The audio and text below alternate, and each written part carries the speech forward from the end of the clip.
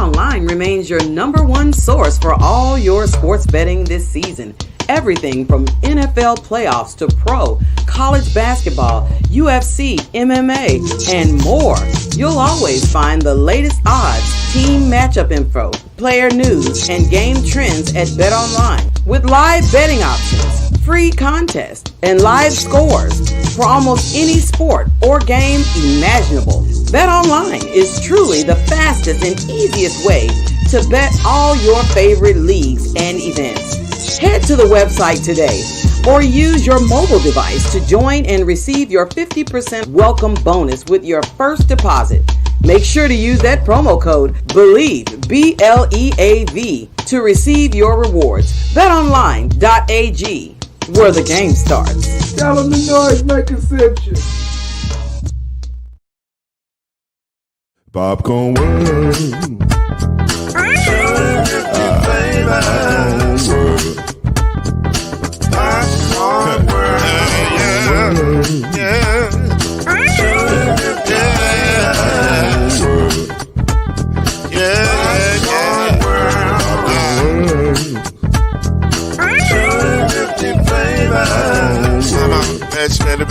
Popcorn world.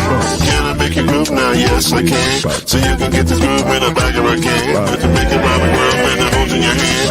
Popcorn world. 250 flavors gonna make you smile. 250 flavors gonna make you smile. 250 flavors gonna make you smile. I said popcorn make you smile. Ah. Popcorn world. Popcorn world. Popcorn world. It's a popcorn world. The popcorn world.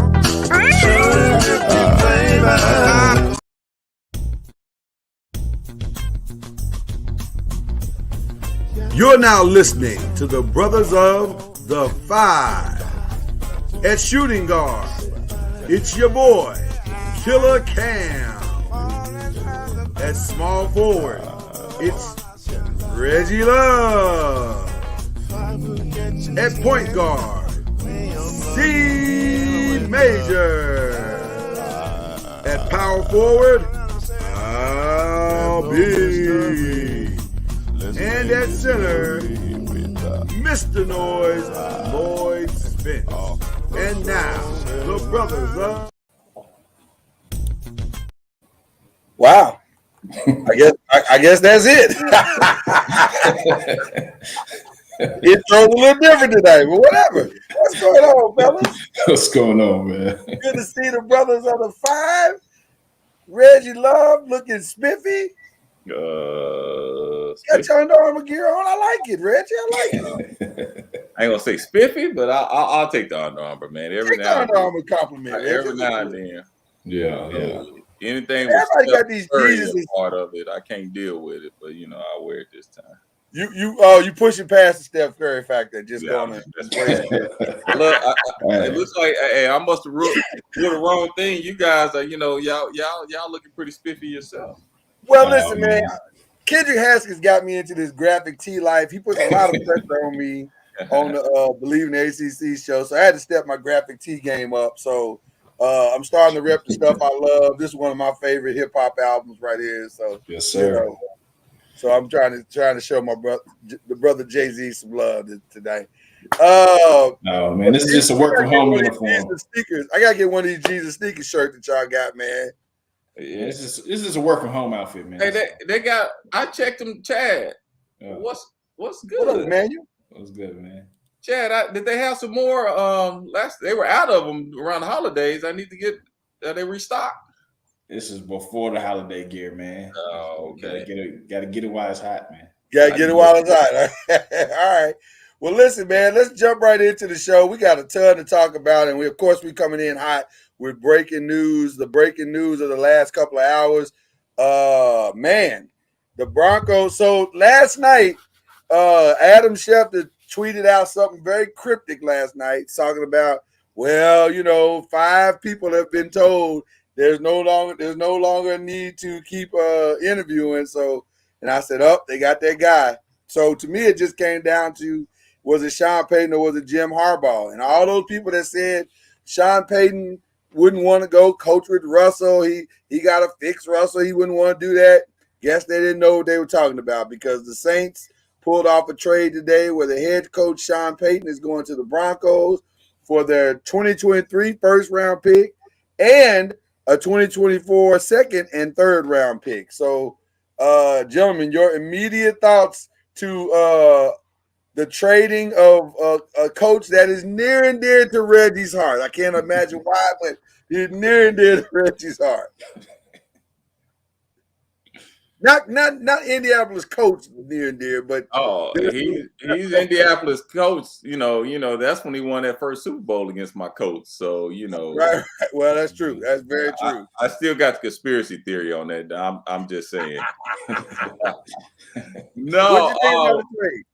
It's funny. I was talking to a guy last week, who's here in Dallas, who's a diehard Broncos fan, and he goes back and forth to Denver from time to time. And he told me Sean Payton was going to be the coach. I didn't say, not from my inside source. This is from another guy. Right. This ain't even your inside source. This is just a guy. Oh, wow. And then I'm like, okay, yeah, made me a believer. I guess he made me a believer today. I think it actually, I don't know, man.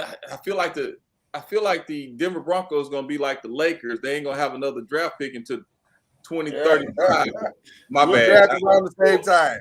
No offense, Laker fan, but I'm just being honest. So, but no, actually, I think it's a good move. You got a veteran coach that's coming in. He's used to working with not taller quarterbacks, but maybe 6 foot quarterbacks. I must say. Right. And so, and he's, I think from what I'm understanding, before this was announced, that Sean Payton a month or so ago said he was going to bring a good team around him, like a good staff. Yeah, bringing.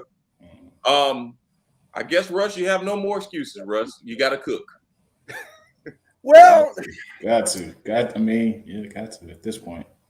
So, Chad, I love to hear your thoughts, Chad, before I comment.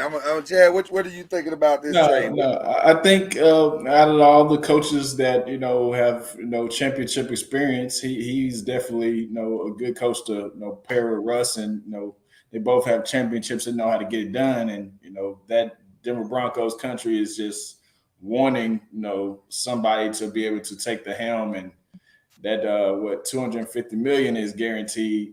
It's definitely going to be a lot of pressure on them. So they had to bring in somebody that can definitely help them out and try to win. Now they have a nice little cast of players around them. So I think they can probably make some noise, man. So I think it's a good fit. Here's my thoughts real quick. I can't believe that Russell is really this bad now. Like, that's hard for me to buy, that he went from basically carrying Seattle the last 2 or 3 years to being a shell of himself. That's hard for me to buy. So I think it's a good fit. Obviously, Sean is obviously a great coach. Yeah. I gotta believe Russell's going to rebound from just his worst year ever, I would say. Now the question is, what can you build with? Like, how do you attract people there? You spend a lot of money on just Russell. So now you got to figure out how to put a team around him and still pay him all his money. That's the real X factor. I believe he has a pretty decent team. Okay, I'm sorry, Russ has been exposed at Denver, and I want to get to that statement there as well. It's something to say about system. It's something to say about systems. Yeah. You think about, how can Geno not play as well as he's played this past year, and you think about Russ plays as this is the worst season he's had since he's been in the league. So it's something to say about systems. We talk about it all the time. Can certain quarterbacks strive in certain coaches' systems? And I believe we realized that between the Seahawks and Denver this year. And I really believe that Sean Payton is a proven veteran coach who's going to put a system around Russ to make him thrive again. I think it's all about system. I hate to say it. I knew Denver was somewhat in trouble from the first game of the year when they had time management. It was bad. Yeah, it was bad. Yeah, they had to bring in a coach to help with time management. So that's my thoughts on that whole situation. I think they're gonna get back to doing what Russ. Well, Paul, now listen. You just said you were biased, so I'm not going to take your thoughts that seriously. Because I think Paul, and everybody else, I think Russ is going to get back to some of those RPOs that he was running before. I think he's going to get back to those out of the pocket, curl type passes, whatever. And I think he'll get back to being what he was. And you'll see a system, like you said, Reggie. You said it perfectly.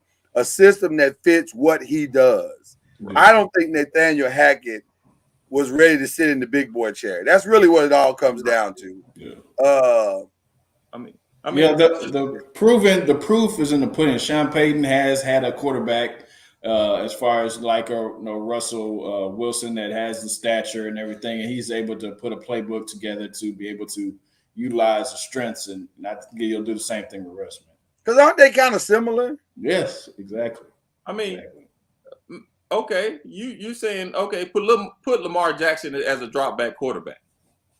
He wouldn't make it. He wouldn't make it. And No, and like you said, I know we give Russ a hard time, but I just don't believe Hackett was the right, like you said, Lloyd was the right coach for him. He wasn't the right guy. Yeah. It's all about getting your guy, and it looks like another team said they got their guy today, and we kind of predicted this. DeMeco Ryans is headed back home. This is a homecoming for him. He as a player made his name in as a Houston Texan, and now he will have a chance to lead that team as their head coach. What do you guys think about DeMeco Ryans headed back to Houston as their head coach now, not as a player? Man, I love it. I love what DeMeco is doing because he has players rallying around him and they're believing in his system. A lot of coaches, sometimes you throw the X's and O's out the door and you can make these players believe. If you can make players run through a brick wall for you, hey, that means a lot. So you think about that. The way that that young man had San Francisco defense flying everywhere to the ball. I mean, that's what you want. I think if he gets a good OC with him and a great staff around him, hey, he's got a good spot and he got a great chance to turn the Texans around. Yeah. I agree. I agree with Reggie. I think he's got the ultimate endorsement of J.J. Watt. And, J.J. Watt says he's a great teammate, a great leader. So, definitely you want that in your coach, a great leader. And I feel like they're going to have a nice little high spot in the draft. So depending on, who they get in the draft, they can, go ahead and, start there and, descend. Because like Reggie said, that 49ers defense was flying over the ball. That's going to be a concern, 49ers going forward and who they're going to replace and, try to get that feeling back. But DeMeco Ryans, I think he was the best fit for the job. I'm going to say this. I don't think the Texans are as far away as people think that they are. I really don't. They competed in every single game. If you got a lot of people got to win against them, and they had a terrible record this year, but you had to go get that win. Oh, yeah. They didn't just hand that over to you. Do you think Brandon Cooks will want to stay at this point? I think so. I think so. I think Brandon's going to want to stay, depending on who they get as quarterback. I think they're going to be a lot more competitive going into next year than people think they are. They just got to fix. They got to fix the offense. That's the number one thing. A defense can't stay on the field for 35 minutes a game. That's too long. So if they can do that, they got a real good shot of making some noise. I'm not saying they're gonna go to the playoffs in their first year like some teams do, but they should do okay. What? Some teams are able to go with their first year coach to the playoffs. Chad, that's a fact. Man, okay. I see you, Chad. Don't worry about it, Chad. What? He was trying to cast him out. Listen, I sure was. Hey, Chad, at the end of the day, we're all going to be watching the Super Bowl, cheering for somebody else in the Super Bowl. At the end of the day, our team That's we're very all true. going to be at home. Yeah. I'll be cheering for Kansas City. Hey. My practice will not allow me to cheer for Philly. As the famous quote of Ricky Bobby, second place is the first place loser, baby. That's all it is. Yeah, first and last. Well, speaking of what we're gonna be watching, let's talk about this AFC Championship game, which was a really, really, really good game. And a couple of questions came to mind for us to answer real quick. And we'd love to see you guys in the chat. Shout out to the Noise of the Five Nation there. Number one is Mahomes the best of all time? Like, I mean, this guy's amazing. And then also, do you blame Osei, the young man that had the horrific penalty at the end of the game? And did the Bengals and the mayor do too much talking? So you can answer whichever one you want first on that one. Mr. Love, we'll start with you, sir. Is Mahomes the best of all time? Like, I mean, I think it's too early for us to discuss that, even have that question, because, you know, the league can catch up with Mahomes next year, and he won't be the same Mahomes. So, man, is he a great quarterback? And yes, he is. But if he's the best of all time, that's yet to be discussed. That's just like saying LeBron James is the best of all time in his fifth year. We didn't know. We knew he was going to be great, but we didn't know. So that's the way I look at that Mahomes. Does he have the ability to be the best of all time? Yes, he has the ability to be the best of all time. Yeah. Chad, what do you think? Yeah, I agree, man. It's too early to call that because there's a guy that had number 12 jersey that may have locked that up so far, at this point. So I think, he'll definitely, see if we can build on his Super Bowl resume, in the next couple of weeks. But he's got a pretty good resume so far, but he's got a lot of catching up to do to number 12. So, listen, I ain't talking about is he the greatest winner yet. I'm saying, we're asking, is he the best of all time? Like, and I'll say this: I agree with you guys to this extent that the definitive he's the best of all time is yet to be determined, but he's the best right now. And we need to stop talking about who's better. Like, I keep hearing, oh, Joe Burrow is going to catch him, or no, man. Until they can do what he's the same measure we use for Tom Brady, that he's got too many skins on the wall to say that anybody is better than him, is the same measure that we need to use at who's the best right now. This dude done been to this is his third Super Bowl. He's been to 5 AFC Championship games. He is the best in the league right now. Now, and until these other guys can match that resume, we need to stop talking about how them catching him and all this other nonsense. Yeah, I agree. He's the best right now, definitely. As far as Chad said that wasn't the question, though. Yeah.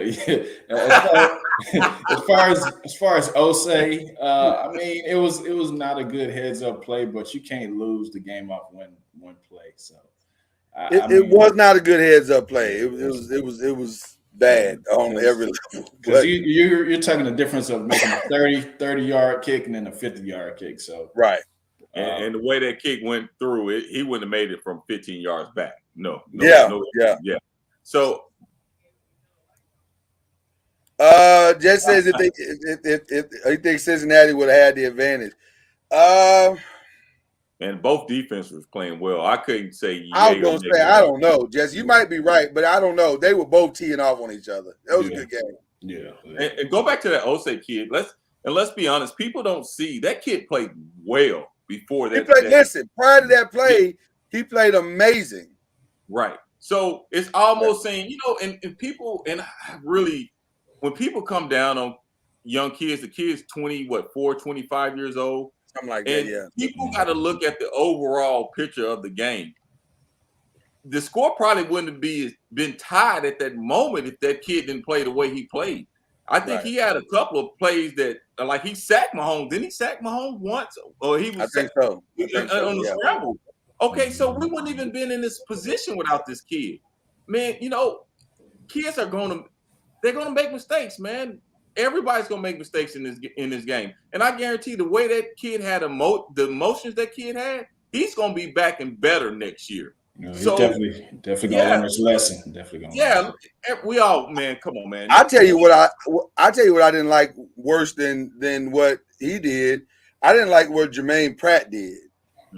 You know, calling him out after the game on the way to the locker room, talking about why'd you do that, bro? That's not the time for that. No. Like, first of all, that's what the locker room is for. Right. You know, go if you want to go to him privately in the locker room and say, youngster, young blood, you can't do that. You gotta be smarter than that. That's cool. But yelling in front of reporters, in front of fans, don't do that, man. That's a young kid, and that's not cool to me. What? Okay. What about the DB that missed the play that Mahomes would have not scored on? Or, I mean, what about the offensive lineman that had a false start? I'm just throwing out anything. Yeah, no, that's right. That's a great point, Reggie. Anything that happened through the game that cost the game. And let me say this, Jermaine. It didn't cost it at that time. The score could have been 17-10, and we were not even looking at that if that DB then made a mistake and let Mahomes score. So we don't talk about stuff like that. That mistake happened at that time, but there's a lot of mistakes that happened during the game that another player made that may have cost the game. So, you know, people who know sports don't know sports talk stuff like that, man. And I'll say this. When you call out another teammate the way he did, your film better be clean.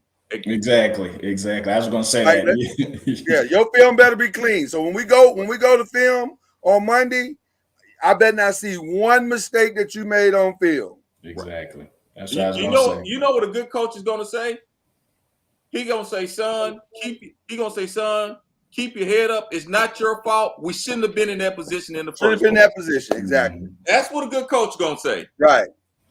Because we didn't even talk about the offensive lineman that let this last sack in on Chris Jones, the tight end that was trying to block Chris Jones in the first place. Why was he even over there? I mean, there's a lot of mistakes that was made. Right. So you can't lose a game like that on one play. No, not at all. I agree 100%. So I don't think it was Osei's fault in the least. He made a bad mistake, but it's okay. But I will say this. Now, if you want to blame somebody, blame your mayor for talking too much trash. I love Travis Kelce saying, know your role and shut your mouth. That was because you shouldn't be saying nothing. Just you the mayor. Be the mayor. Do that.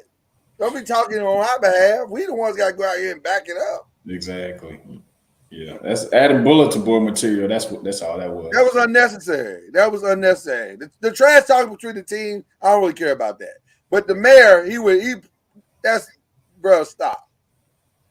You ain't got nothing to do with this. But I want to go back to Mahomes real quick. Man, let me say this. He's stacking a resume up, bro. That's pretty impressive. Like, that dude was really hurt, especially toward the end of that game. He was limping around there, like, you know, and to take off like he did, that was impressive. He's putting together a resume of special moments that's going to be, if he can keep this up, like you said. Now, I don't know if he'll play 18 years like Brady. Most guys don't do that because they just don't want to do that. But he's putting together a hell of a resume right now. I got to give him credit. The only person I seen ball on one leg like that was Aaron Rodgers a couple years ago. So that was very impressive, like you said. Yeah, but I ain't seen him take off for a first down like that. So, all right. We'll move on to question number 2, which is the NFC recap. I don't know. There's a lot, man. Let me tell you something. I don't know what to make of the Eagles. They are either this good or they're this lucky, and I don't know what to think about. I will say this: their defense is, to me, for real. But Jalen wasn't necessarily great in this game. Like, he did what he had to do to win the game, but he was 15 of 25, 121 yards passing. He did rush for 39 and had a touchdown, but he wasn't like dominant like he's been all season long. So as weird as this is going to sound, and let's just say this, let's keep it a buck. They beat the 3rd and 4th string quarterback and a running back playing quarterback. So I don't know. As weird as it sounds, I don't know what to think about the Eagles anymore. Like, they may win the Super Bowl because everything just fell their way. And that's okay too, because that happens.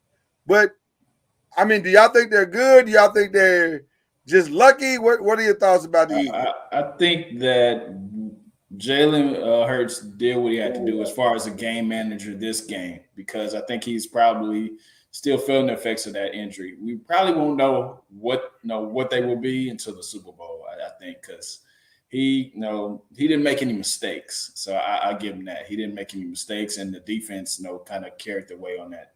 But they did get lucky. I mean, Purdy did get hurt in the first quarter, so. Like you said, we don't really know what they are at this point, and we don't know what San Francisco could have been if Purdy would have played the whole game. So it's one of them what if things, but we'll see next game. Definitely, we'll see next game. We'll see next game. Red, what you think? Man, unfortunately, Flacco won a Super Bowl, right?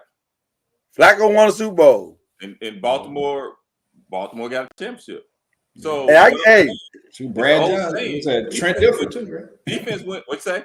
Trent Dilfer too, right? Right. Defense. I was gonna say Baltimore has won 3 Super Bowls with subpar quarterback. Defense wins championship. So the question is, I mean, I don't think at the end of the day, you can't when you're in this part of the game and this far along in the season and you're winning. I can't say it's luck. You're really doing the little things. If clearly Jalen is hurt, number one, but they're doing the little things to still win the game. Yeah, even if it's it's unfortunately that a quarterback got hurt, but hey, the defense caused it. If you look at it in that aspect, they did. They absolutely both times. Both times. So hey, at the end of the day, I don't think it's luck. I think their defense is great, and I think Jalen is doing what he has to do to win. And hey. If you shut Mahomes down and you score, and if Mahomes only scores 7 points and you score 14, you win the Super Bowl. Yeah.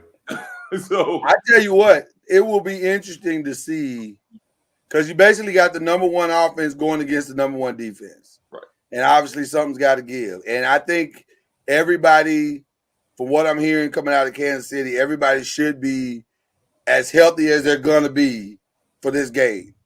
So. Should be an interesting game. Should be a very, very interesting game to see if KC's offense can match up to Philly's defense. But we got plenty of time before we get into that. Anybody else got any thoughts on that game? I mean, it was pretty cut and dry. It wasn't a whole lot to really take away from that one. All right, well, gentlemen, listen, we got something I want to do called the NFL musical chairs. We saw 2 of our questions that we had written out come to fruition today. Now we're headed toward the rest of the musical chairs. And just fill in the blanks for me. Tell me what you think here. Nathaniel Hackett to the Jets means what? Zach Wilson probably won't be their quarterback anymore. Well, I think Zach Wilson's day is over. I think it means Aaron Rodgers might be that quarterback. It started to pick up a lot of momentum. He went on his little podcast and he goes on and talked about there's some conversations being had without him, and maybe it might be time to make some changes. You better get you a vet. If he's going to be there, you better get you a veteran quarterback, because someone that can stay in the pocket. Because other than that, that offense is not going to be well considering what happened in Denver. Wow. See, I want to argue against that, but you got tape and I don't. Hey man, you got tape. So the problem is, you better get your quarterback to stay in the pocket. Here, you know what's ironic about that? They really are mirror images of each other. Like the Jets have a playoff caliber defense. They are good on defense, but offensive, and they got weapons on offense. So I don't know. But here's the other X factor. Nathaniel Hackett, Aaron Rodgers, been together in Green Bay, know each other well. Yeah. He'll know the offense like the back of his hand. So there's no learning curve there. There's just they just don't have an offensive line that's very good. Aaron better stay in Green Bay. You got some young receivers finally starting to play well and getting the hole, and they young. Okay, but let's do this though. If you're Green Bay, do you want Aaron to stay? I really Because don't. at some point you got to figure out who Jordan Love is, don't you? Exactly. But you still, man, you paying Aaron. I know you can get up for under it, but you signed a contract with him.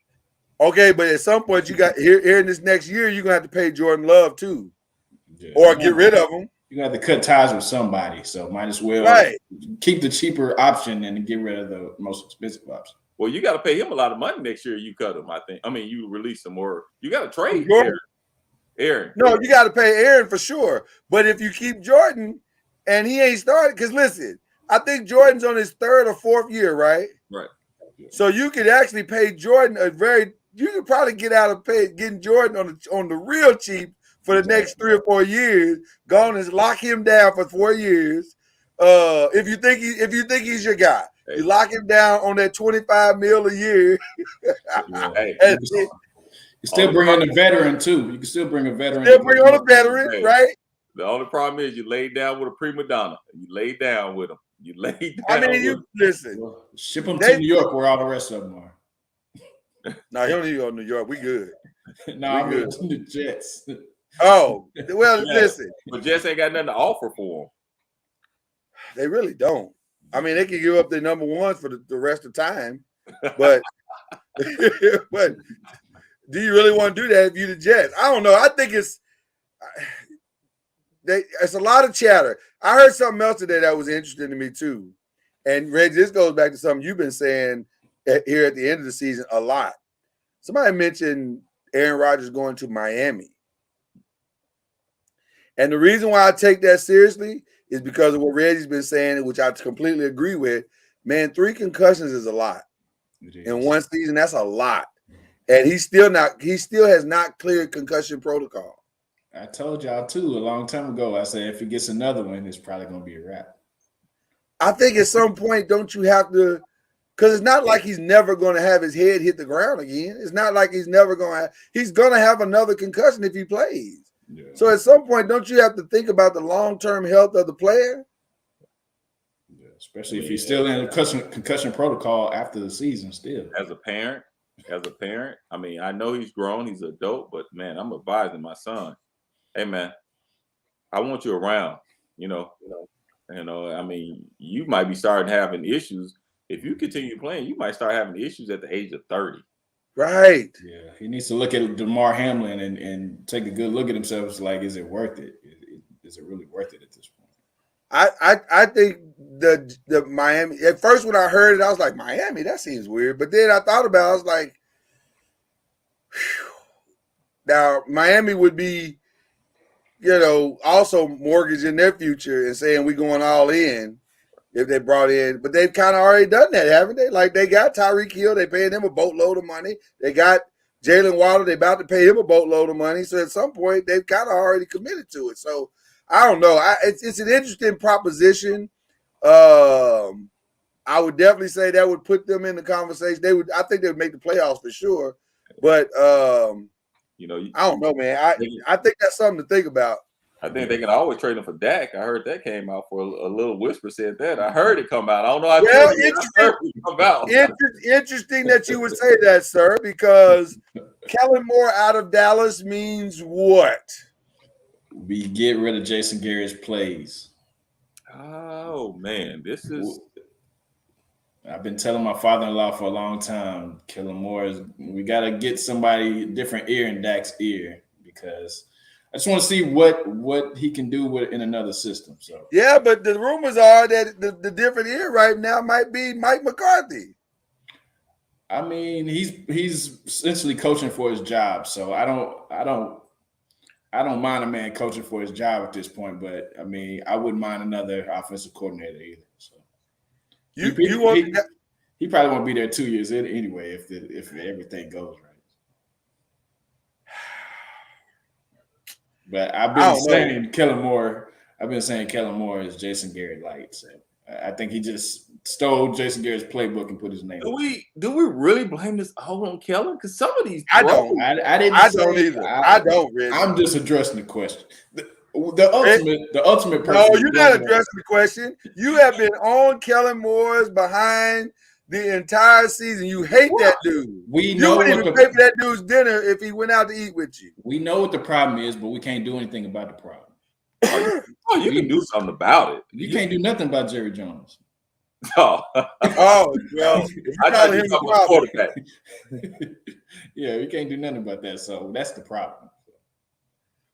Don't worry, Ron. We're coming to talk about that too. That'd be nice. Here's what Kellen Moore leaving does. We're gonna find out who the real problem is now. Exactly. Because Kellen Moore is moving to the Chargers. People are saying this might be Justin Herbert's best season ever. Because he has an OC and Justin Herbert don't have no problem running the ball. True. So this might end up being his best season ever. So let me go back to Dallas for just a second. We're going to find out who Dak really is now. Because either he can do the things that you need him to do to take you to the next level, or he can't. Exactly. And there's no buffer to blame it on. Everybody's going to say, well, it's Mike McCarthy. Well, the last time we saw Mike McCarthy, it wasn't good. It was in Green Bay, and that offense was terrible. So has he learned something since then? And by the way, what are you going to do with Zeke? You won't have Tony Pollard until training camp. Till training camp or after. And even then, it's going to take him some time to get back up to speed. And that's if you're able to re-sign him. Because you can't franchise him. He may go somewhere else and go get his money. The Dallas Cowboys just got real interesting to me. Is what I'm saying. That Kellen Moore thing, y'all can make him the scapegoat if you want to, but I think we're going to find out what's real. I just want it to be we hold on to people a little too long, so we got them out of there. So, like you said, we're going to really see what's going on. But which is better, the devil you know or the devil you don't? I mean, we haven't gotten over the proverbial hump that where we need to be for a long time. So, but that ain't Kellen's fault. Kellen ain't been there the whole time. Man, that ain't Jason Garrett's fault. Jason Garrett wasn't there the whole time. Y'all haven't gotten over the hump in 27 years.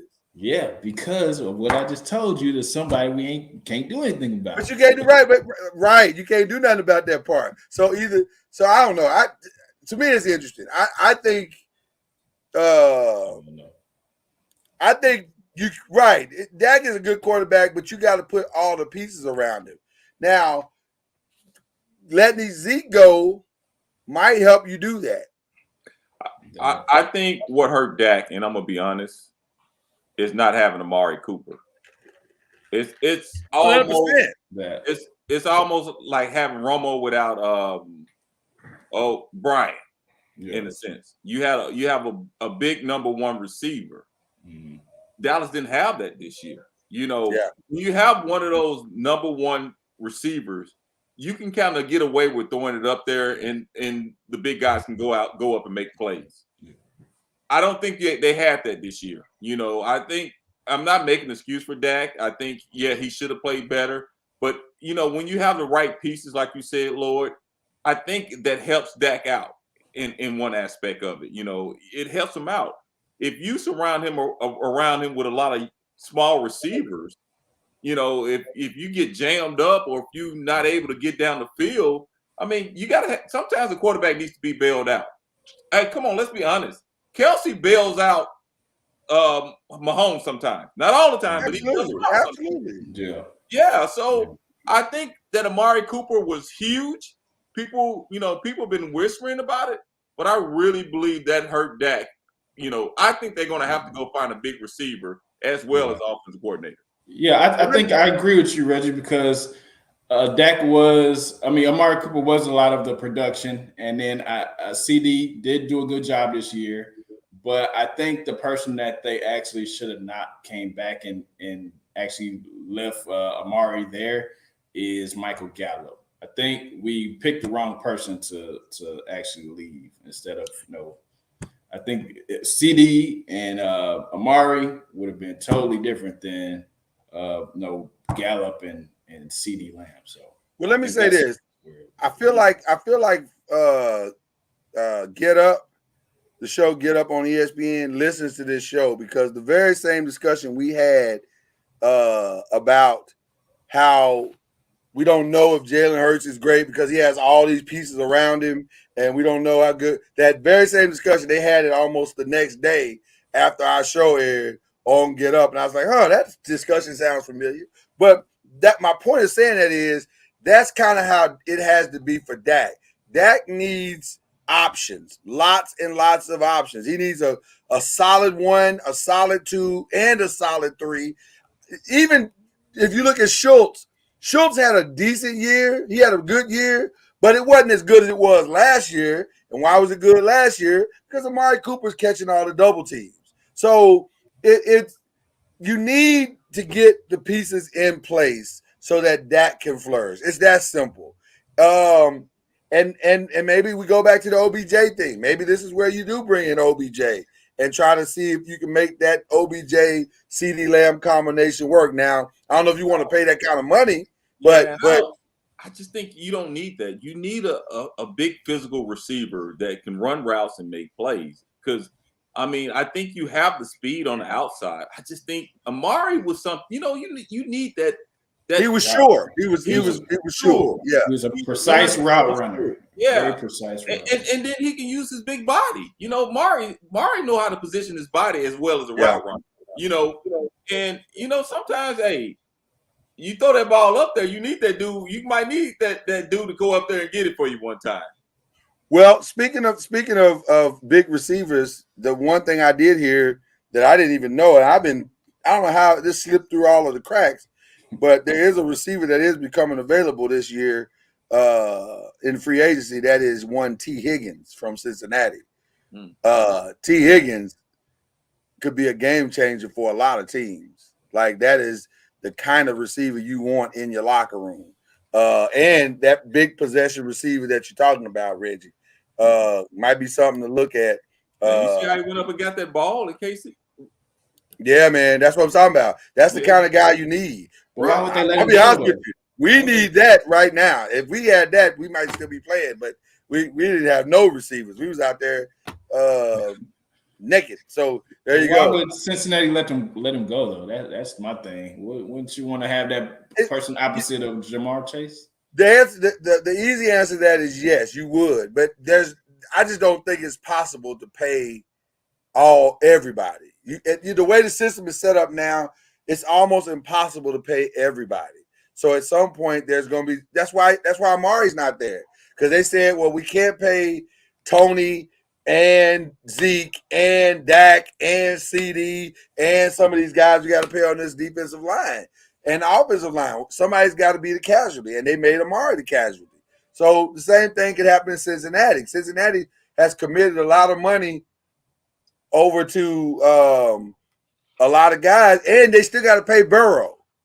Like they probably want to pay Burrow now. I would not be surprised if Burrow gets his deal this summer, because the longer you keep letting him put up these numbers and do the things that he's doing, that price continues to skyrocket up. And he's going to be north of 240, 250, guaranteed. So at some point, you got to be like, man, we got to pay these dudes. If you were the Ravens, would you try to get Lamar's deal done before that? Interesting that you brought that up, because the final musical chair is Eric Bieniemy is rumored to be possibly headed to the Ravens as the offensive coordinator. Why make a lateral move? Great question. Head coach and the first answer and the easiest answer is the money. But the second and easiest answer is, if you can fix Lamar, if you understand what I'm saying about fix, that to me that would just about guarantee you a head coaching job, right? And I think that's why he wants to do it, because right now it looks like Patrick Mahomes is Patrick Mahomes because he's Patrick Mahomes. But I think it's as much about Eric Bieniemy as it is Patrick Mahomes. If you can go to the Ravens and turn that into a top tier offense, I think it's almost a guarantee that you make a head coach job at that point. So maybe that's why. Maybe it's just a chess move. I thought it was an interesting thing as well, Reggie, because I was like, that doesn't make sense unless you're saying if I turn Lamar into the Lamar I think he can be, then we gonna dominate. Yeah, that'll be very interesting. It is interesting. Yeah. I'm curious now. So to your point, Chad, if Eric Bieniemy goes to the Ravens, Lamar's deal will probably get done at that point. Now, I don't think it'll be 250 guaranteed, but I think it's safe to say he'll get into the 220, 230 range. I think his deal will look more like Kyler Murray's deal than it does Deshaun Watson's deal. Deshaun Watson's deal is a panic move. But Kyler Murray's deal is what happens when you build a franchise around one player. And I think that's where the Ravens are. Yeah. So that would be a game changer, though, too. It'd be a game changer because Eric Bieniemy can coach. So it will be interesting to see what they do with that situation. All right, let's go shopping. There's some teams that have some needs in the NBA. Let's start with the Nets. The Nets, what do they need? Do they need anything? The deadline is coming up next week. I think by the time we get back on the air, by the time we get back on the air on the 9th, the trade deadline will be there. They need what are you laughing at, Rich? Huh? They need a defensive coordinator.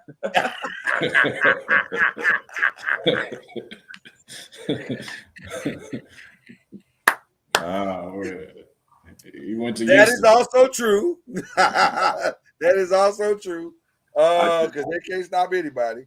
Really, I don't think the Nets really need to make any moves. If they can shore up the defense a little bit more, and I think I always say defense is positioning and effort. Mm-hmm. If you can get some of those guys to buy into roll their role on defense and making things happen, I think the Nets are okay. I just think they just got to play some defense. Yeah. Yeah, and need a healthy KD too. They need to get healthy, right? Get healthy.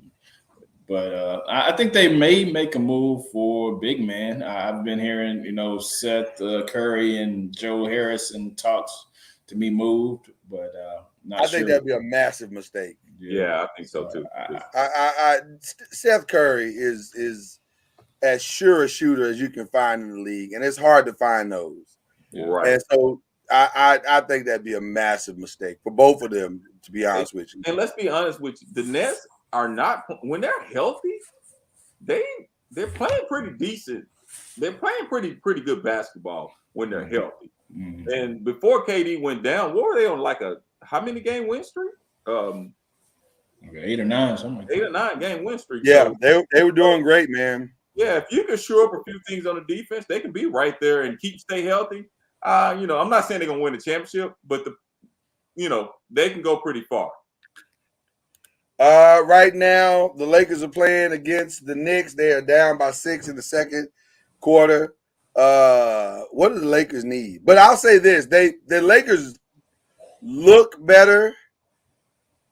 They finally seem like they're starting to get healthier.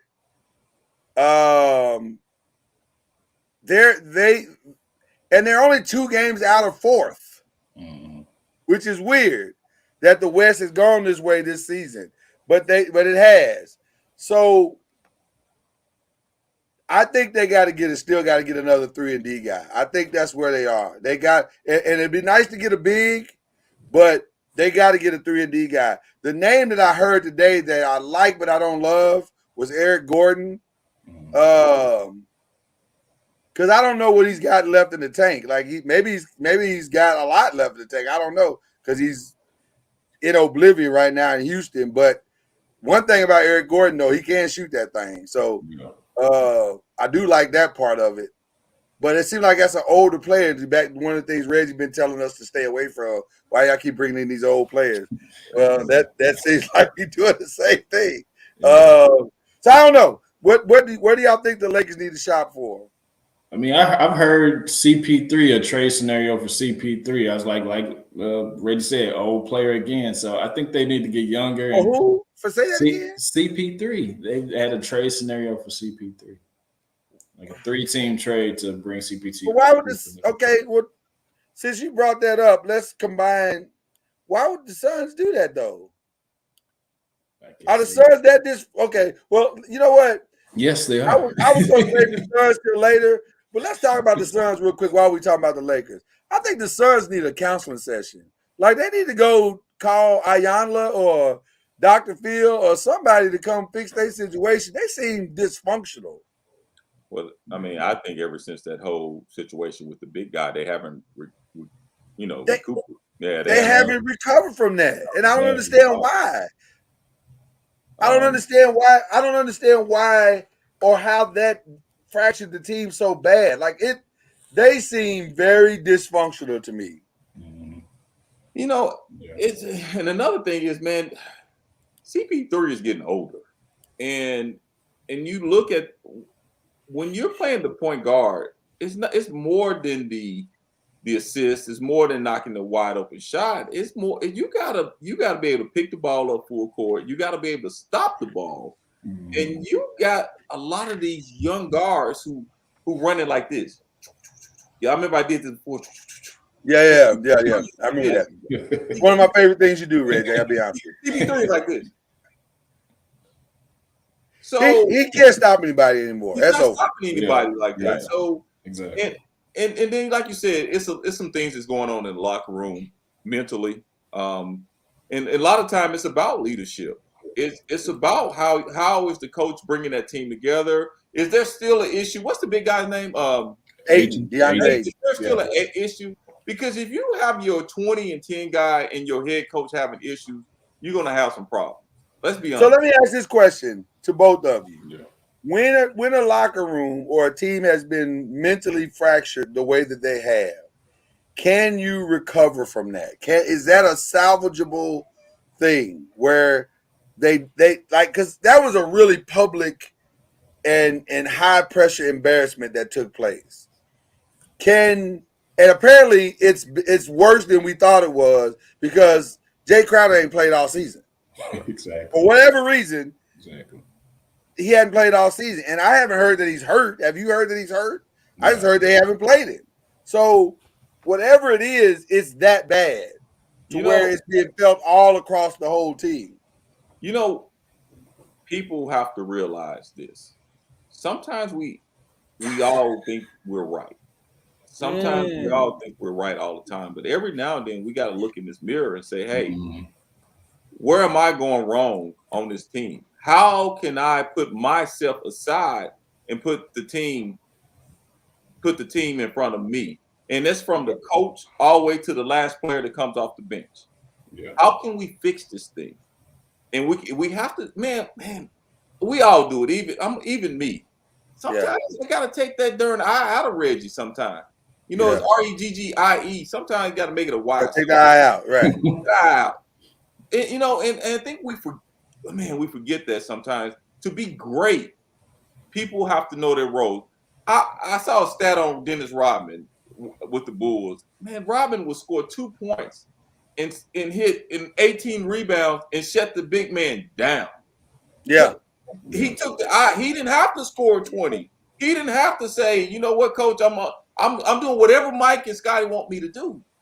You know what I'm saying? Or the coach or Phil said, hey, let me put somebody in this place instead of take what I really feel and what's best for them. We got to, if Phoenix, everybody on Phoenix team, from the coach to the last players, take that eye out of them, they can fix that situation.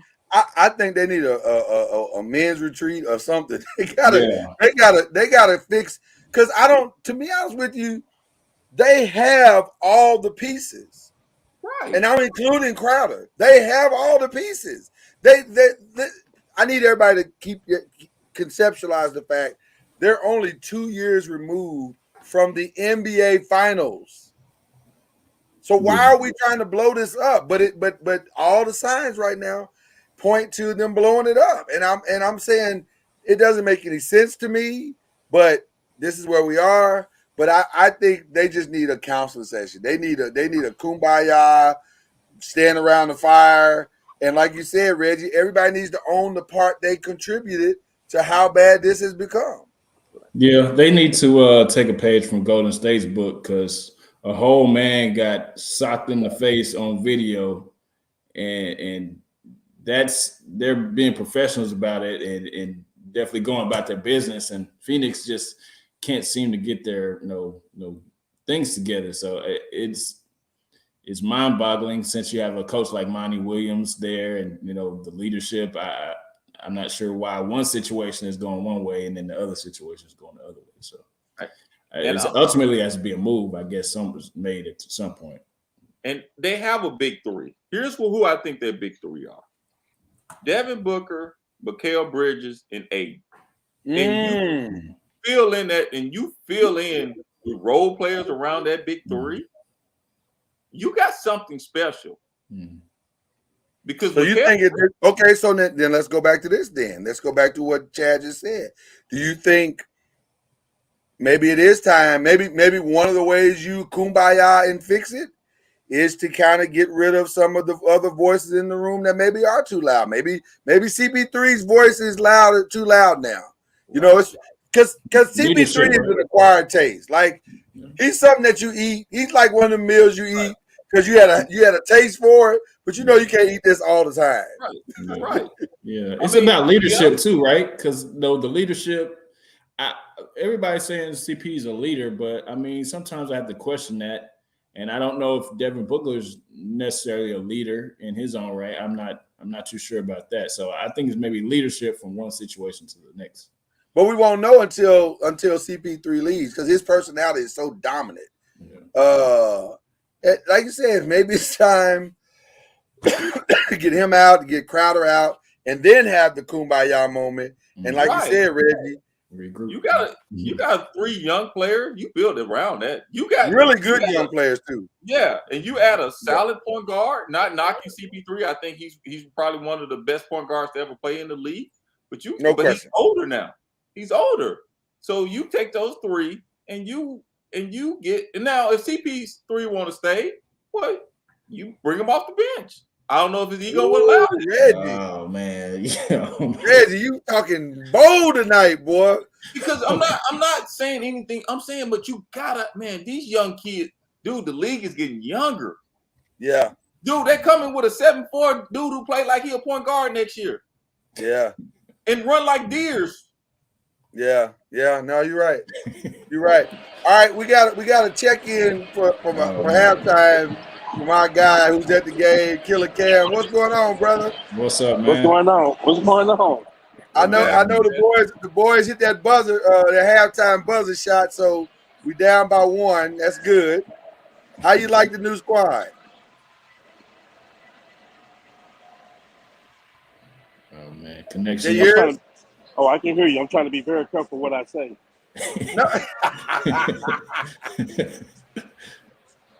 Darvin Ham is really pissing me off. I'm gonna tell you that. Reggie, don't look at me like that. Give me a second. When you got the team that we have, keep LeBron or AD on the court at all times. One of them. Why do they have to play together? If AD is not hurt and he's supposed to be a top 10 player, if he ain't hurt, we'll keep him on the court with the rest of the guys. Like, good point. I was just telling Jesse that Shaq and Kobe, you didn't see them on the bench together a lot. Jordan and Pippen, you didn't see them on a bench a lot. So I think Darvin Ham is trying to overcoach it. He's trying to overdo it. I think it's simple. You know what I mean? Wade, Bosh, LeBron, one of them on the court at all times. Durant, Kyrie Irving, one of them on the court at all times. I just think he's overdoing it. But I like Rui Hachimura in that starting lineup, though. I do. Yeah. We finally got a consistent three-point shooter. Like, he can knock that thing down. And I want you to look at his defense is fire. His defense is fire. Matchups too. Look at the past 10 games. When the Lakers have a lead and that lead go away, I want you to see the stretch that Westbrook plays. He keeps them in there too long. Once the guy starts having a couple turnovers or whatever he's gonna do, you got to take him out. As simple as that. You can't let them blow the lead. Right now, we had the lead. They took LeBron and AD out. I'm like, why? Like, keep one of them in the game at all times. So it's frustrating for me right now. It's frustrating to watch. So it's the rotations for you. He got to fix these rotations. Listen, quietly as kept.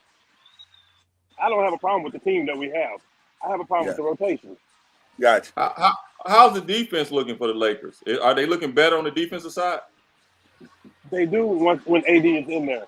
When Brian get in there, he's an offensive juggernaut, but he does not. Brian doesn't play any D. That's why that's why the other kid plays a lot. Yeah. So they're going to figure that out real quick. I don't care if you dump Patrick Beverly and get JaVale McGee. I don't care what you do. You got to get a big that can play defense. Right. Yeah. I think another trade is coming. It's ironic that you called it this time because we're funny doing. That Patrick Beverly is not dressed too. Yeah. well, there you go. Patrick needs a mini vacation. He's wilding out there. That may secure a win. Find another camera to go get. I was gonna say he's probably taking pictures of the game. That might secure you a win right there. Yeah. It's all good. But when it's all said and done, listen. If AD is healthy, like we said at the beginning of the year, if AD is not healthy, I don't care what kind of trade you do, you're not winning if AD is not healthy. Right. But if AD is healthy, listen, I'm making a move to get Buddy Hield. I'm trading the draft pick and Patrick Beverly to get Barjanovic. I'm gonna do what it makes sense to get another player there, So all right. Wait and see at this moment, All right, man. Well, we appreciate you checking in. Please tell Jesse we said what's up. Yes, sir. Enjoy, man, give me a view of the guard, man. Show me the guard. Yeah, let's cross the guard real quick, man. Let's get see hold on. Let me see if I can get my camera flipped over here. Hold on. If you just move out the way, we can see it. There you go. Hey. Oh, look good, man. Packing that joint tonight. Nice. Yeah. That's good stuff, man. All right, man. Good talking to y'all, man. Yeah, all right, man. Brother. Hurry back. Be safe. All right, safe travels. Yes, sir. Okay. Killer Cam in the building, ladies and gentlemen. I don't disagree with that. I think the rotations is whenever you get a new guy, it takes a little time to settle all that down. And I think Darvin will figure it out. But they do. Now, I will say this. I didn't realize Rui Hachimura is such a great defensive player, on-ball defensive player. He's really good. And that was a big glowing hole in our defense because everybody was Olay for a while. So now we got somebody that we can put on one of their best players and maybe help lock him up. And so it's going to be interesting to see what they do. I am confident the Lakers are going to do something by the trade deadline. I'm just wondering what that is. We got a couple more real quick before we go to our final questions of the night. The 76ers, to me, I'm going to say this. This is going to be shocking probably to everybody, but it's just kind of what I see. Until the Bucks are fully healthy, I think the 76ers are the best team in the East right now. They are solid top to bottom. I think Harden is and Joel have figured out this two-man game and looks good. And PJ Tucker has lost that weight and is starting to play like PJ Tucker again. They look like a solid team. Now, that's where we are on January 31st. I don't know. The Bucks are trending in the right direction because Giannis went off the other night against New Orleans. And Chris Middleton seems like he's finally starting to catch himself as well. So I may have a whole different take for you in a week or two. But right now, today, I think the 76ers are great. What do they need? They need time. They just need time and to consistently continue to grow and figure each other out. I don't think they need to add anything. They just got to figure out each other and what they're doing. Yeah, I mean, I agree with you. I just think they need to stand pat, but I think they need Doc Rivers to not screw it up. At some point, they need him to not screw it up as far as Chad taking the Reggie Love approach. as far as coaching, that's all they really need, for him not to screw it up. Why y'all so hard on Doc, man? Doc got a ring. You're hard on coaches, man. You're not finna. He is not finna throw me that alley-oop. I am not dunking that. Nope. How you gonna let the dunk go by, Rick? That's not what we do. I'm not. That's what we do. Come on, I'm not taking it. No, I agree with you in one aspect, but I still think the Boston Celtics are a better team than Philly. That's just my opinion. I think those wings are man, they are athletic, and when they're playing, they're playing. But I agree with you in one aspect. It's another thing you said, Doc. Man, we talk about healthy. Have we ever seen Joel healthy a full year? No. I don't think we ever will either. I think he's not committed to the size part of his game. Right. And until he commits to the health side of like nutrition, he is what he is. But to that same point, when he's out there, he gives you everything you got. So yeah. So if he stays healthy, it'll be interesting, man. I think I would love to see a Final Four of the East with these 4 teams. The top 4 is right there now with the Boston, Milwaukee, Philly, and Brooklyn. That'd be great. It'll be great.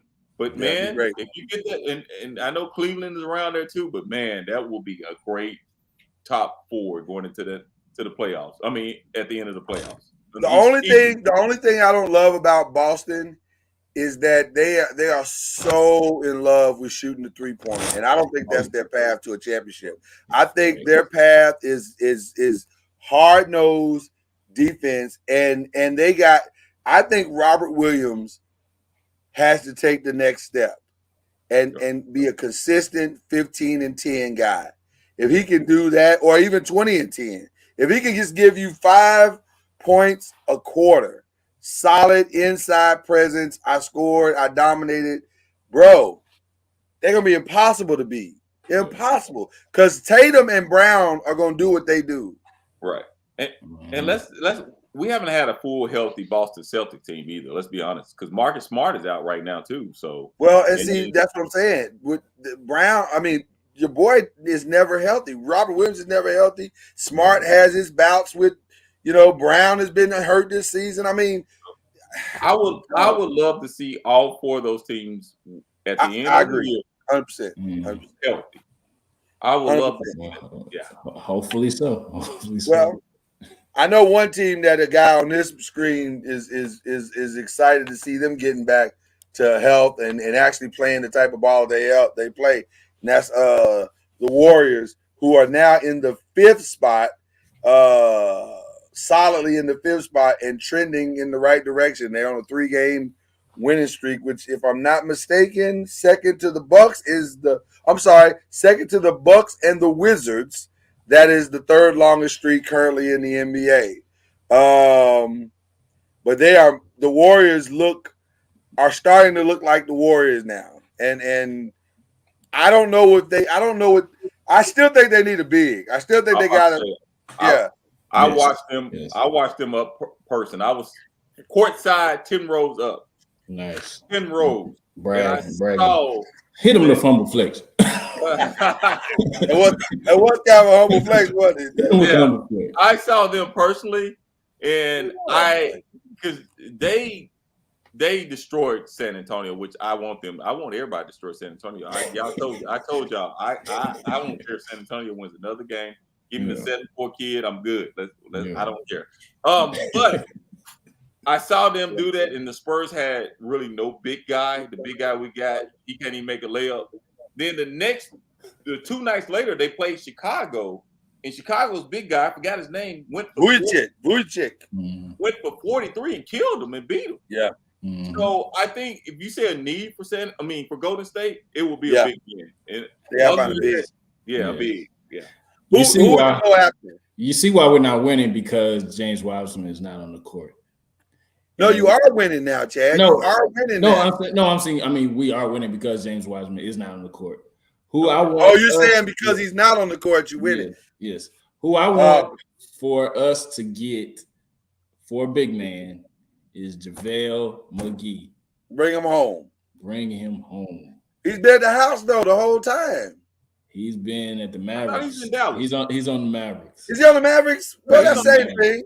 Same thing. He's from Dallas, so He needs to be on our squad. That's what we need. But do you want to trade for him though? Like, do you want to trade for him? Well, whatever we have to do, we need JaVale McGee. Bring him home. Bring him home. Yeah. Or any comparable big up. Well, I'll say this: JaVale McGee is the shortest path to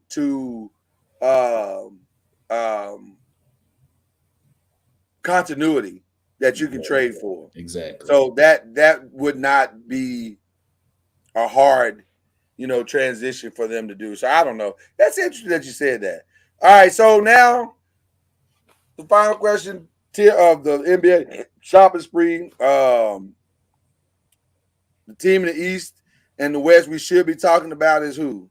We should be talking about the New Orleans Pelicans, but like I've been saying all along, and every time I say it, everybody has, Lord, you can't say that. Well, listen, man. This dude can't stay healthy. Hey, what do you want me to do? They were the number 2 team in the conference 3 weeks ago or 4 weeks ago. They're now number 8 and with 8 losses in a row. Lloyd, it's crawfish season. Hey man, I am not gonna let y'all talk about this man like that. It's The team, I'm gonna go in and jump off this subject. The team we should be talking about is Denver in the West. That's the team we should be talking about. Denver is for real. I think. I don't know, but I think they are. Hey, if Murray is healthy, they are for real.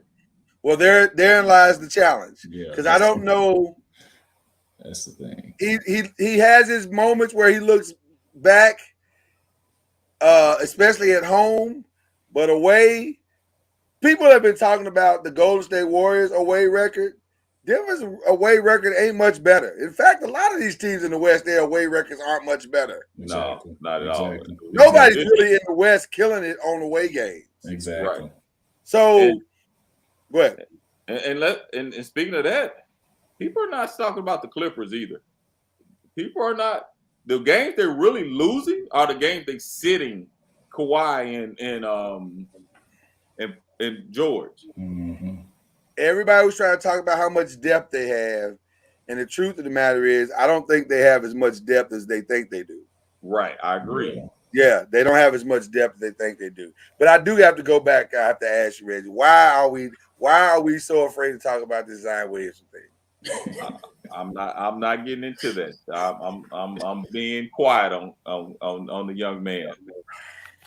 Man, it's about to be Mardi Gras. Come on, man. I'm not doing what Chad is doing. I'm not going to talk about his eating habits in that regard. That's not what I'm saying. I'm saying from a basketball perspective, they can't make the jumps they want to make if he can't stay healthy for long periods of time. The young man, they played how many games? 42 games, 43 games? Yeah. Or 53 games. Yeah, 50. He's been hurt almost half of those. But you could say the same thing about AD. I mean, he's been hurt. I do say the same thing about AD. Well, I mean, it's the same situation. I say the same thing about AD. Yeah. But see, the problem is you've built your whole team around both those teams. They're built the exact same way. Those two players are the cornerstones of their teams. And if they're not there, those teams can't win. It's that simple.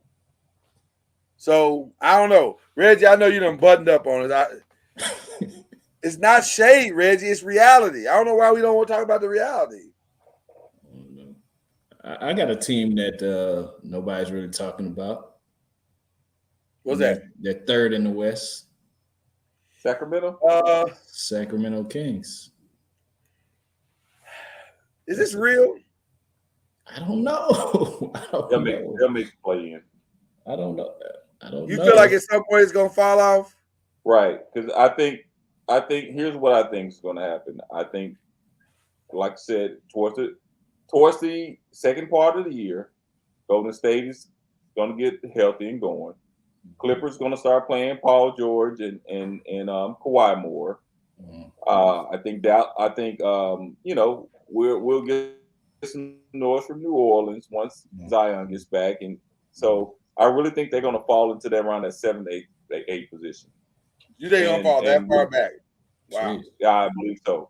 And the Lakers going to, and let me add, the Lakers going to start playing better. Are they going to get? I think so. If they I think stay healthy, so I think they're going to fall back. I do want to ask this question, and I think it's a fair question, especially coming into this trade deadline. I understand how loyal he is. I get it. I totally understand it. But at some point, wouldn't you like to see Dame Lillard playing for a title, on a true title contender? And in my second, adding to that question, do you think he wants to see himself playing for a true title? Because it's not going to happen, bro. I heard a great conversation between KG, who's the perfect person to talk about this, and Paul Pierce. And he said, I gave everything to Minnesota. Everything I could. I spent an entire decade there. And it just wasn't ever going to happen. I think that's the same thing that Dame is doing with Dame is 32, y'all. Dame is 32.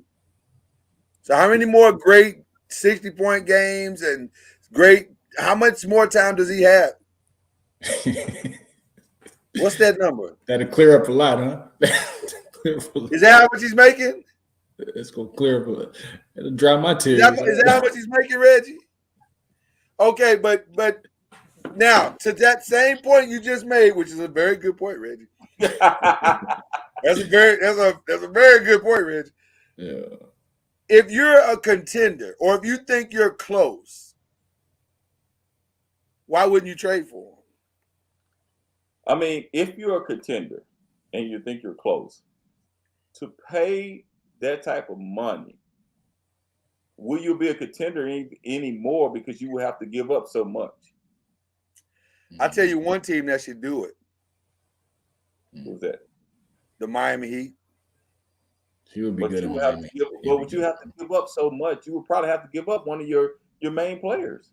I would give up Kyle Lowry. I'd give up Tyler Hero. I'd give up draft picks. Yeah. I would do it. As long as I ain't got to give up Bam, and as long as I ain't got to give up Jimmy Butler, we are good. Jimmy Butler, Dame, and Bam Adebayo, to me, moves them to the front of the line. That's a nice big three, though. That's a nice big three. That moves them to the front of the line. I don't think they move them to the front of the line, though. Get them in the conversation. It would be in the conversation. The front of the line. I just don't put them in the front.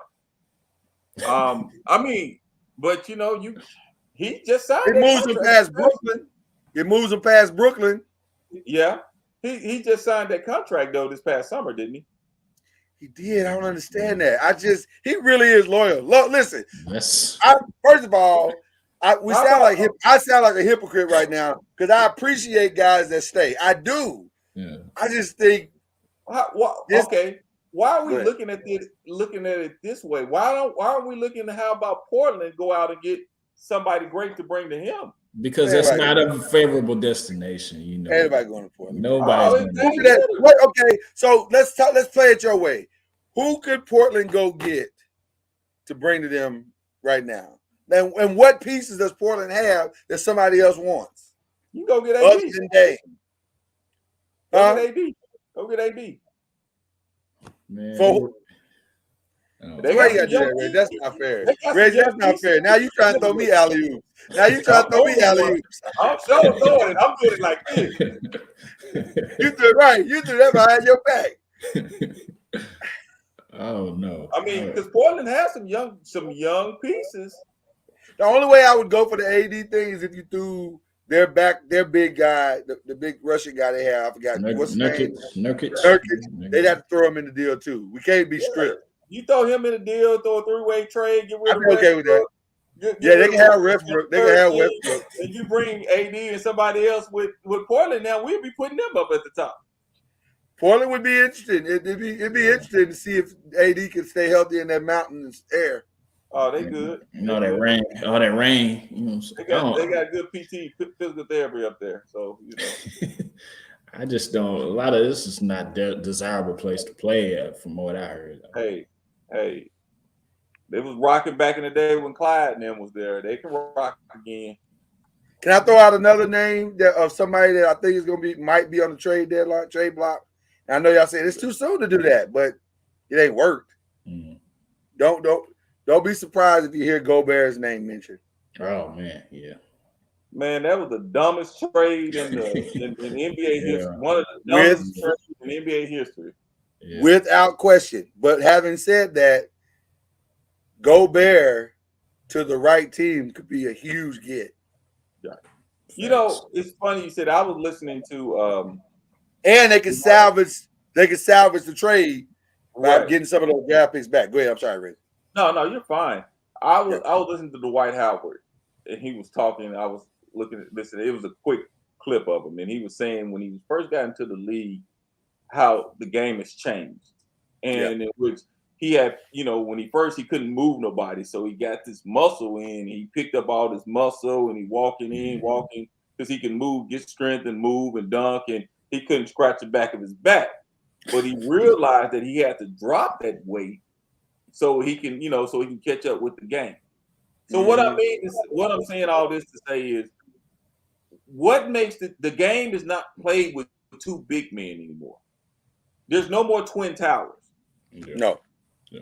You can't have the two big men can't run like that, and the game is so spread out that both you got to have you expose both big men as perimeter defenders, and you can't do that. So in Central, that's what Minnesota did. They went and got two big. They have one big man, and I'm gonna keep what's the name as a big man. To me, he's not a true 2 or 3. Right, he's not. I agree, 100%. 100%. He's a 4 and can play 5 sometimes as needed. So you went and got twin towers basically, and said put twin towers and play in today's game. There's no way you should have made that trade. No way. Yeah. And you gave up everything for it. And what made it even worse is that I don't think you had to give up that to do it. Like you didn't have to. You overpaid for something that it's almost like you went to this car dealership and they said, "Well, we can't come off the sticker price," and you said, "Well, we'll give you $2,000 more than what's the sticker price." Like, wait, what? Right. Why are you doing that? Like that doesn't even make sense. But that's what they did. They just overpaid. They definitely didn't need him at all, but like you said, he would be great on another team, as far as a complimentary piece. So. Well, it's interesting that you said that, sir, because I was thinking of a team. I mean, I know a team. He'd be perfect for y'all. Yeah. And you get Wiseman, you get maybe some of the younger guys, maybe get a couple of draft picks back. That's the perfect trade for y'all. Because all you need is an inside presence, somebody to rebound, catch an alley-oop from time to time, play some defense, and boy, you would set Draymond and Klay Thompson free. Exactly. Defensively, you set them free. Yeah. So I think that would be a viable trade if it's available to him. Yeah, it should be. It should be because I don't see Rudy Gobert being that past the trade deadline, but. I just don't understand. I mean, I agree with you, Red. That may be the dumbest trade in NBA history. So, all right. Final question, true or false? LeBron James breaking Kareem's point record. I forgot to do that part. There you go. True or false? Point record makes him the greatest of all time. We can stop having the conversation after he breaks this record. And tonight he has... What does he have? He's 117 short right now, and tonight he's got 14. So let's say he'll have 100 or less after this game tonight. I think you have to. Go ahead. Go ahead, Reggie. I say true and false. Explain that. I think I know what you mean, but explain it to the people. By him breaking the record, the scoring record wouldn't make him the all-time greatest player that ever played the game. I think what makes LeBron great because he does everything. Yeah, that's right. That makes him the greatest. Will make him the greatest all-time player in NBA history. Scoring titles. I mean, do you say Steph Curry's the best player in NBA history because he makes the most threes? No.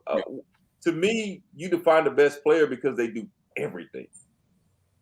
You know, and one. Go ahead. Go ahead. No, you preaching the gospel right now. I wish I had your cash app. I'd hook you up.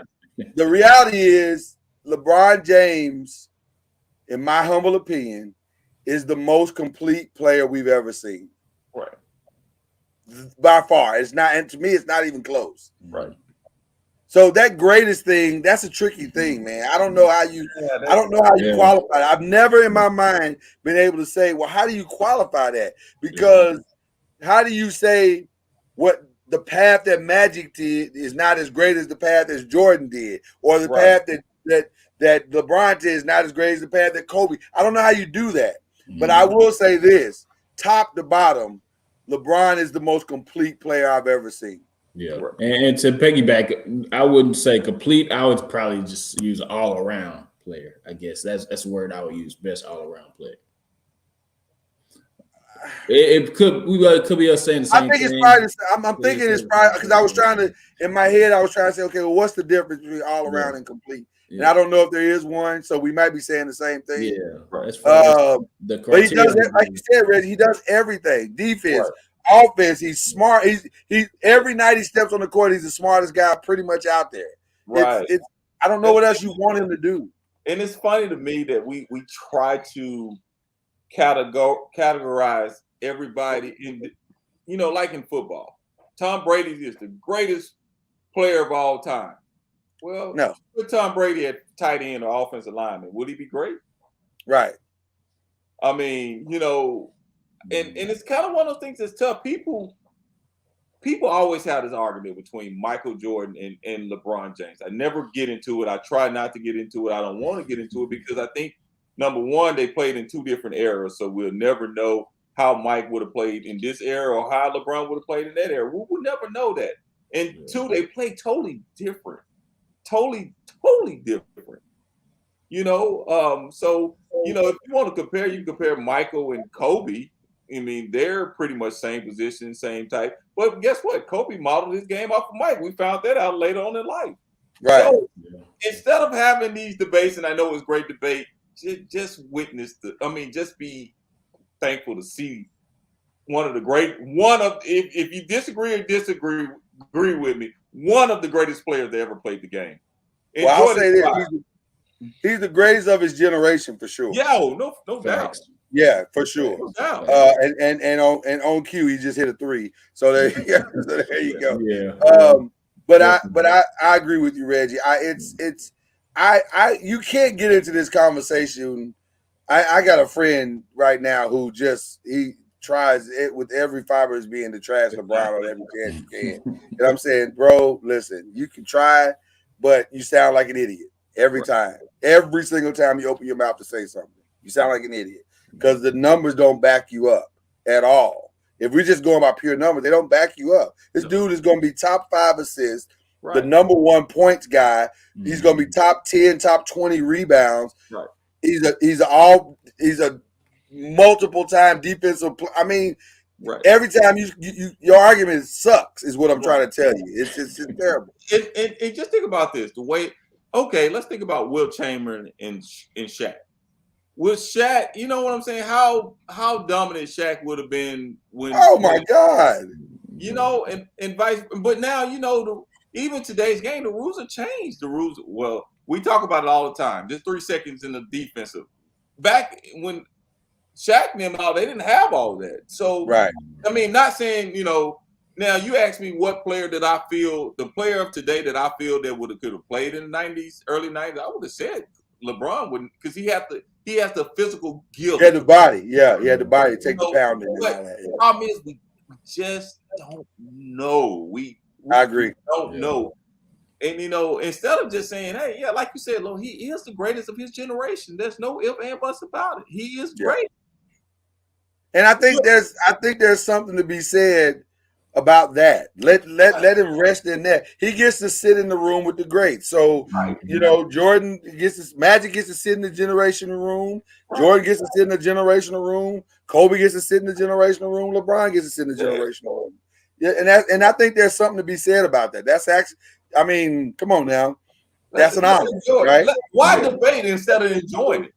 I enjoy. I just don't. I've never liked it. I do it because we have to do it, and it's part of it. Yeah, so it's a conversation piece. Yeah, but it's not productive. It's never been productive. Here's the thing: somebody can pull out. This is why LeBron, the greatest player of all time. I would say, yeah, you're right. And somebody can put out Jordan is the greatest of all time, and I'll say, you're right. You're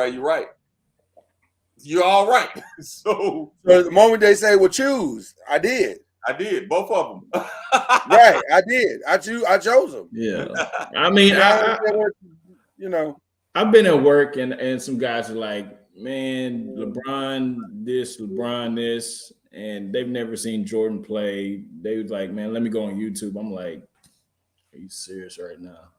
Like it depends on who you talk to, man. Because some of these younger generations, they don't know, and they think everybody's like. I had one dude say, he said Kyrie Irving was better than AI. I was like, okay, all right, I'm gonna stop talking to you. So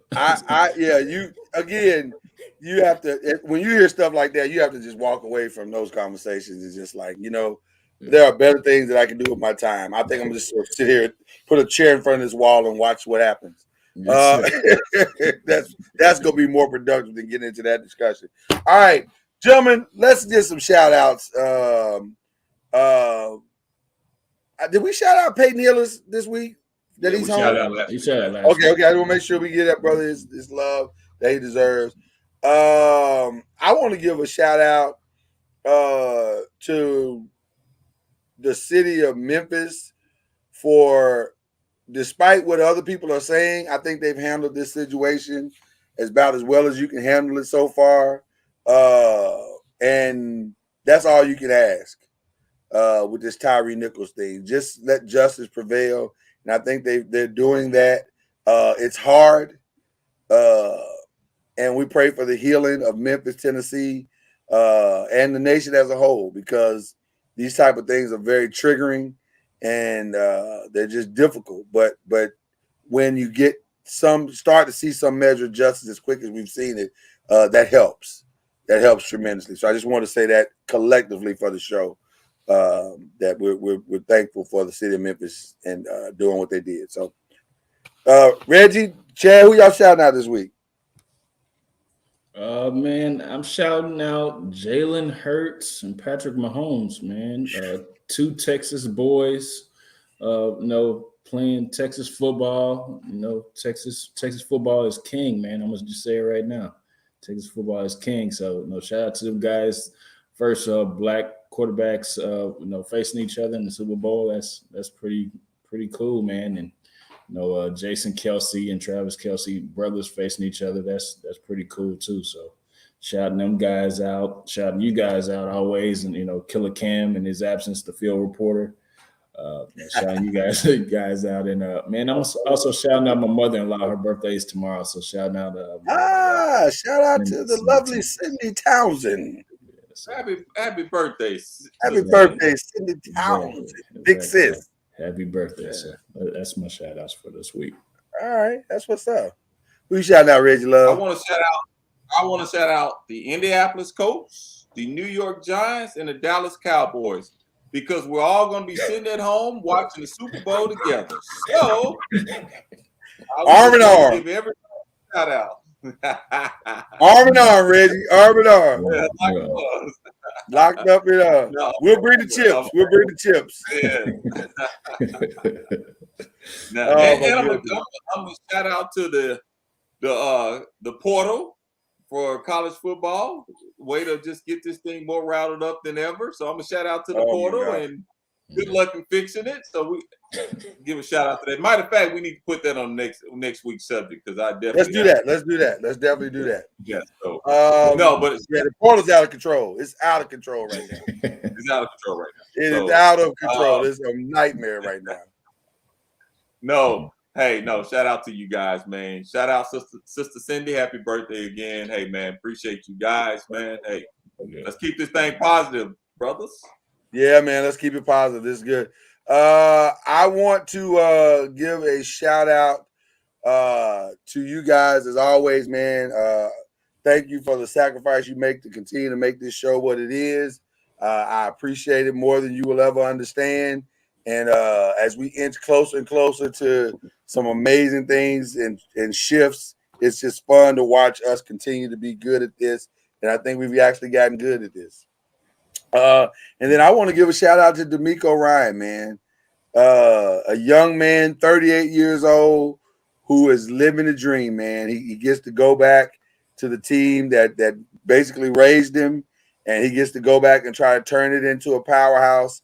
And I think that's cool, man. I think that's very cool when you can go back somewhere and put a stamp on somewhere you love. And shout out to the Houston Texans, because for all their flaws, they've hired 3 black men in a row at that organization to try to turn it around. And they gave D'Amico a 6-year contract. So maybe they're going to allow him to truly come in and fix it. They sit in a great position. And I'll say this, they sit in a great position. They will have a top draft pick, meaning they'll get a quality coach and some quality players to go in. This is a good opportunity, and they're going to give him a fair chance to come in and truly fix the problem. That's all we ever ask for, y'all. Give us a shot. Don't always throw us the worst of the worst and say, go turn your pig parts into chitlins. Give us some prime rib and some ground beef and some quality products, and we can show you what we can do with that too. And so I think the Texans are doing that in this particular situation. And I think D'Amico's going to have success there. So I want to give that brother a shout out and show him some love. So, and then also, I don't think I did this. Did I give a shout out to the new Tennessee Titans general manager? Did I do that? No, you did not. Oh, man. Shame on me, because I have to give a shout out to him because it's critically important. His name is Rand Carthon. I forgot his last name just that fast. But the thing I'm giving him a shout out for is because that's the frat brother.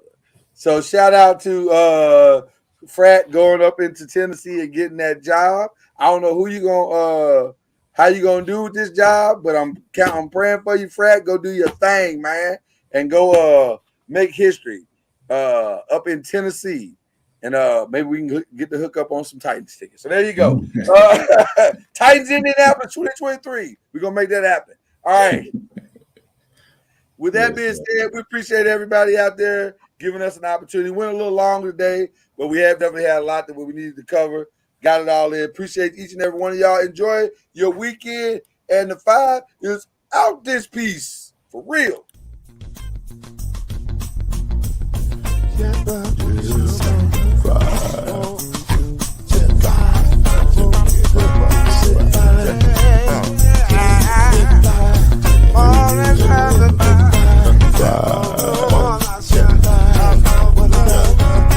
Five will get you 10 when you're plugging in with the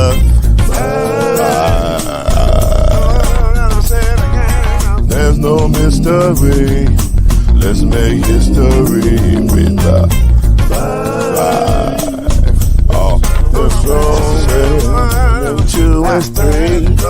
Add 1 more plus me and do the 5. Yeah. Keep it on the floor, and the funk was 4, and you got